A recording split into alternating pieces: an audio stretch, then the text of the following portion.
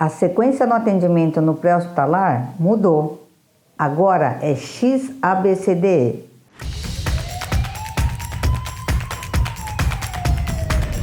Olá, tudo bem? Então, hoje nós vamos abordar a diferença que tem agora, a partir da nona edição do PHTLS, o XABCDE. O que significa isso? Porque antigamente, a gente começava sempre pela via aérea, na letra A. Agora tem o X na frente. Por que tem o X? O X é de X. Lá nos Estados Unidos, em inglês, o X a gente fala X. X de exsanguination, ou seja, sangramentos maciços. É sangramento ativo, é sangramento grave. É onde você está vendo vazar aquele monte de sangue. E isso é muito ruim, porque eu preciso parar esse sangramento. Sabe por quê? Quando a gente perde sangue, a gente perde o principal componente para levar o oxigênio para as células, que é a hemoglobina. Quem perde célula vermelha, que é o sangue, perde hemoglobina. E sem hemoglobina a gente não oxigena, a gente não leva, não tem quem leve oxigênio para as células. Por isso que é importante a gente parar o mais rápido possível esse sangramento. E o que se sabe é que todo sangramento, é uma situação que é evitável. É uma morte evitável. Então, se você conseguir conter o sangramento, essa pessoa tem muito mais chance de sobrevivência. Por isso que a gente tem que fazer de maneira a corrigir o mais rápido possível, tá? Cheguei na ocorrência, vejo que alguém está sangrando, está esguichando sangue ou está envolto numa poça de sangue, eu preciso parar esse sangramento. O que a gente faz? Se for numa região de extremidade, que é a mais comum que tem, você pode tentar fazer compressão direta. Não deu certo, coloca o torniquete. Ou se você está vendo que está esguichando sangue, já coloca o torniquete direto, porque a chance de você conseguir fazer uma compressão local para tentar parar é menor. Então eu tenho que ser mais rápido, tá? Se eu enxergo o ponto de sangramento, que está esguichando sangue, eu estou vendo, eu vou colocar o torniquete de 5 a 7 centímetros acima da lesão. Por que acima? Porque quando você tem o corte de uma artéria, que no caso sangrante desse jeito, ela retrai um pouco. Então, se eu colocar muito perto da borda, de onde tem o corte, pode ser que eu não consiga tampá-la adequadamente, fechá-la adequadamente. Por isso que a gente coloca de 5 a 7 centímetros acima da lesão, tá? Por onde está sendo esterilizado o sangue aí. Então, o torniquete é um dispositivo que é muito fácil de colocar, desde que você saiba colocar de maneira adequada, Então, ele tem uma largura suficientemente boa para interromper o fluxo de sangue, tá? Arterial. E você realmente consegue fazer a diferença, tá bom? Então, por isso que vem o X na frente do ABCDE. Lembrar que é porque vai ter menos hemoglobina, vai ter menos carreador de oxigênio, as células vão sofrer mais de hipóxia, isso é muito grave.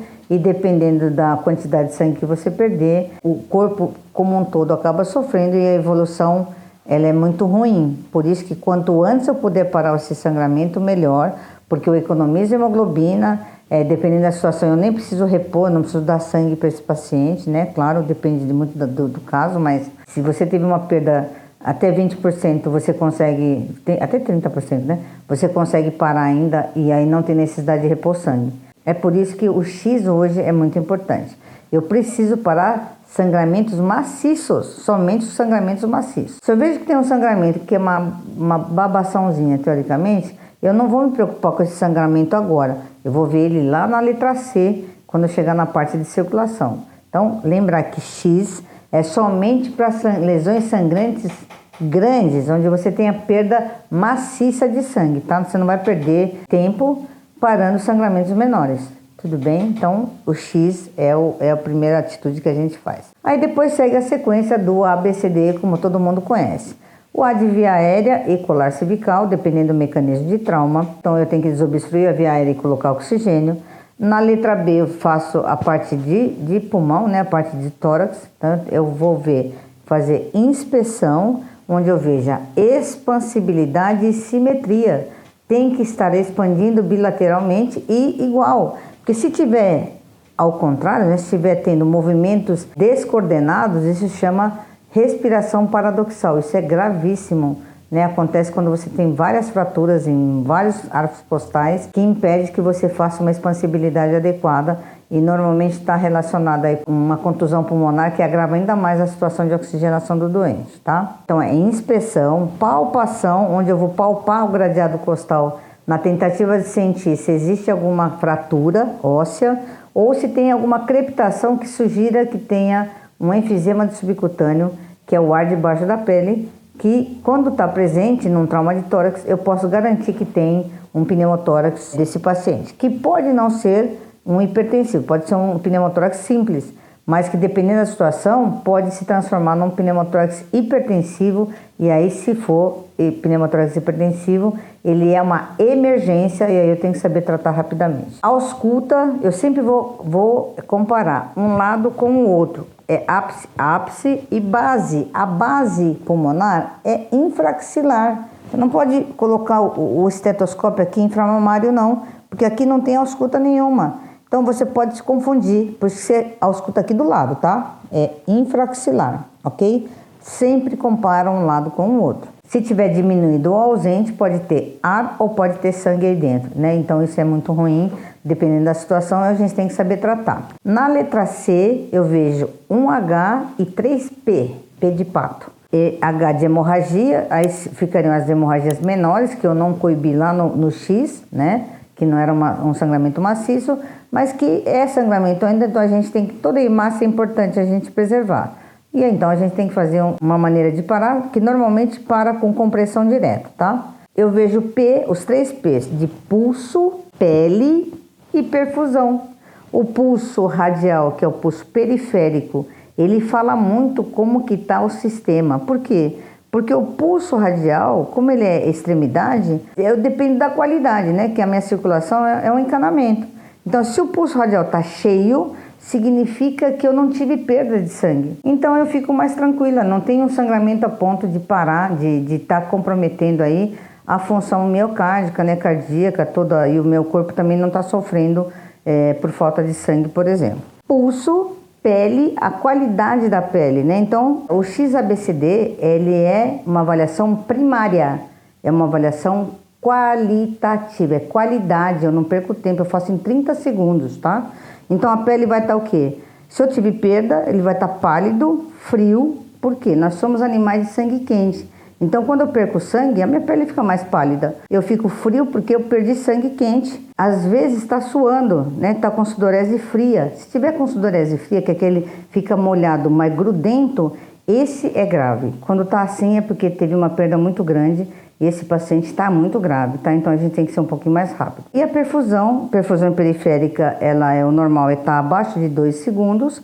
Se eu apertei, soltei, demorou mais de 2 segundos para encher, então esse paciente tem como uma sugestão de que está acontecendo uma diminuição no seu volume circulante, por isso que tem menos, tá? Só que esse dado, ele pode sofrer algumas interferências, por exemplo. Quando está muito frio, eu faço uma vasoconstrição periférica normal e a minha perfusão fica ruim. Isso é normal. Então, por isso que muitas vezes pode se confundir.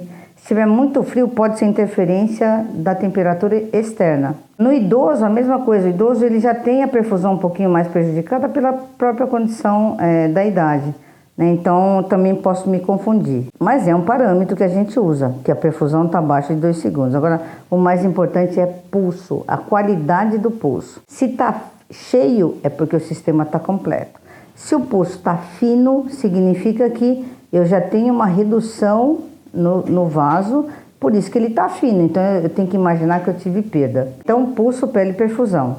Na letra D de dado, eu tenho alteração, déficit neurológico, né? Então eu tenho que ver se tem alguma lesão cerebral primária, que é quando tem dano no cérebro ou nas meninges, ou pode ser uma situação sistêmica que causa uma lesão cerebral secundária, que pode ser hipóxia, porque o cérebro é extremamente dependente de oxigênio, pode ser hipoglicemia, e o cérebro também é dependente de glicose, e pode ser hipovolemia. Então, se eu tiver uma lesão cerebral traumática primária, onde eu tenho dano no cérebro, e eu fizer um episódio de hipotensão, né, de pressão baixa, eu posso piorar em até 40% a lesão cerebral primária.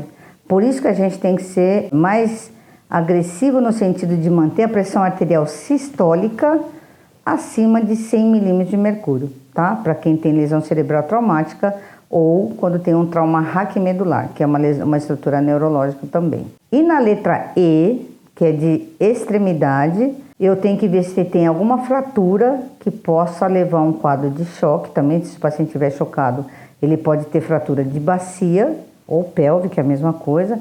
Nesse caso, eu tenho que fazer contenção, né? Porque sangra demais. Então, se for um sangramento em livro aberto, eu preciso fazer o quê? Eu preciso conter essa pelve fazendo, fechando o livro, né? Colocando ou uma cinta pélvica, que é para você conseguir fechar, ou até utilizando um lençol, dependendo do que você tem de recurso. A cinta pélvica ela é muito melhor, né? Porque ela é mais, ela é feita para isso. Ela consegue fazer uma compressão de maneira adequada, tá bom? Osso longo, fêmur, sangra demais.